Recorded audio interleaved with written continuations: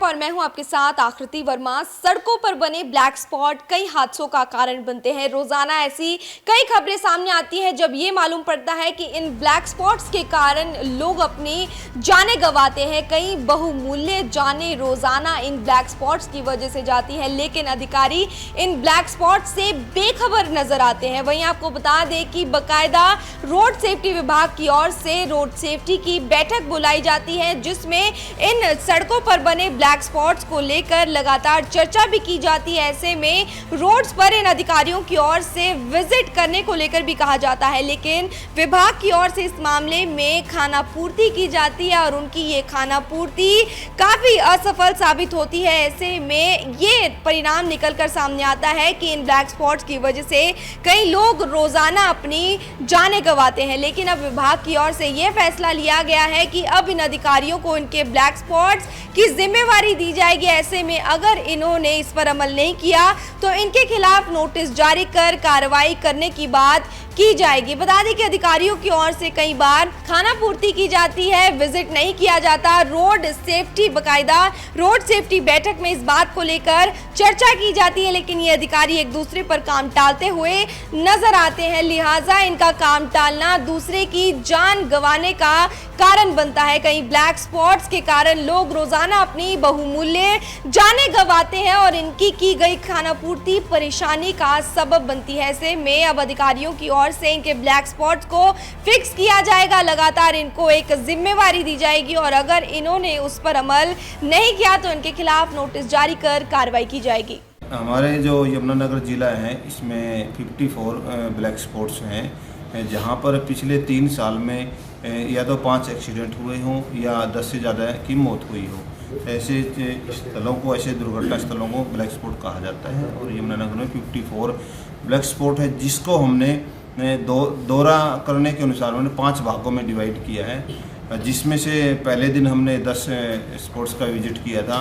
कल हमने 11 स्पॉट्स का विजिट किया है कि जो हमारा माइनिंग स्पेशल माइनिंग जोन है, जहाँ से रेत निकलता है, जटलाना है, गुमथला है, खजूरी है, उधर से रादौर है, हमारे कांजनू है, एक किशनपुरा दामला है। तो इस तरीके के हमने कुल मिलाकर कल 11 स्पॉट्स का विजिट किया है। मेन बात जो रोड ओनिंग एजेंसी है, PWD है, उसकी भी एक बहुत बड़ी कमी है कि रोड्स हैं वो टूटे हुए हैं, या फॉरेस्ट का भी काम हमें बहुत ही नाराज़गी भरा था कि जहाँ कोने पर पेड़ खड़ा है जो एक्सीडेंट को बढ़ावा दे रहा है।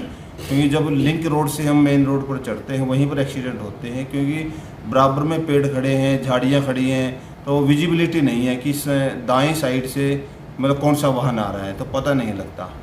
तो ये एक एक्सीडेंट का कारण बनता है।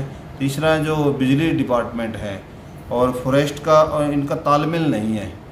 वो उनके पास फ़ोन नहीं करता, वो इसके पास फ़ोन नहीं करते, न तो बिजली की तारें हटती, नए खंभे हटते, नहीं जो पेड़ खड़े हैं वो काटे जाते हैं। तो इनका आपसी तालमेल की बहुत बड़ी कमी पाई गई है। और चौथा जो पब्लिक हेल्थ है उसकी भी ये कमी है कि कहीं पर सीवरेज की जो ढक्कन है वो खुले हुए हैं, सीवरेज का जो ऊपर की स्लेब है वो टूटी हुई है, उनमें से तारें निकल गई हैं, तो वो कहीं ना कहीं ध्यान नहीं देते, वो रोड एक्सीडेंट का कारण बनते हैं। मेरी टीम है वो हर महीने लगभग विजिट करती है, परंतु इस बार जो हमने विजिट किया वो एक स्पेशल विजिट की है, जिसमें PWD से एक्शन भी हैं, STO भी हैं, JE भी हैं, ऐसे इलेक्ट्रिसिटी डिपार्टमेंट से एक्शन SDO JE और फॉरेस्ट से भी आए हैं और पब्लिक हेल्थ से भी थे, रोड से अपना ट्रैफिक SHO और ट्रैफिक सब इंस्पेक्टर भी साथ में ही थे, और साथ में सुशील आर्य जी जो राज्य की हमारे रोड सेफ्टी काउंसिल है उसके मेंबर हैं। तो इन सबको मिला करके तो हमने एक स्पेशल विजिट की थी। ज़्यादातर वहाँ पर जो कर्व हैं या टी पॉइंट है वहाँ पर रोड साइन टूटे हुए हैं या झाड़ियों में छुपे हुए हैं, और या कई जगह जैसे बस स्टैंड है, हम देखते हैं औरंगाबाद में बहुत पहले एक बस स्टैंड का वो बनाया था कि जहाँ पर सवारियाँ आकर के खड़ी हो जाएं, इंतज़ार कक्ष कह सकते हैं, वो टूटा हुआ है। ने माननीय जो GM रोडवेज हैं उन्होंने कोई सुध ली है नहीं, PWD जिन्होंने बनाया था उन्होंने कुछ देखा है, वो काफ़ी दिनों से ऐसे कैसे वो टूटा हुआ पड़ा है। अब आकर के इस पर बातचीत हुई है कि उसको हटाएंगे वहाँ पर, क्योंकि वो रोड एक्सीडेंट का कारण बनता जा रहा था। इनको नोट्स भी दिया जाएगा। उनको अभी कुछ समय दिया है कि अगली रोड सेफ्टी कमेटी की जो मीटिंग है 28 जून को, उससे पहले कुछ ये काम करें। यदि काम संतोषजनक नहीं मिलता है तो इनके खिलाफ माननीय उपायुक्त महोदय के द्वारा एक्शन लिया जाएगा।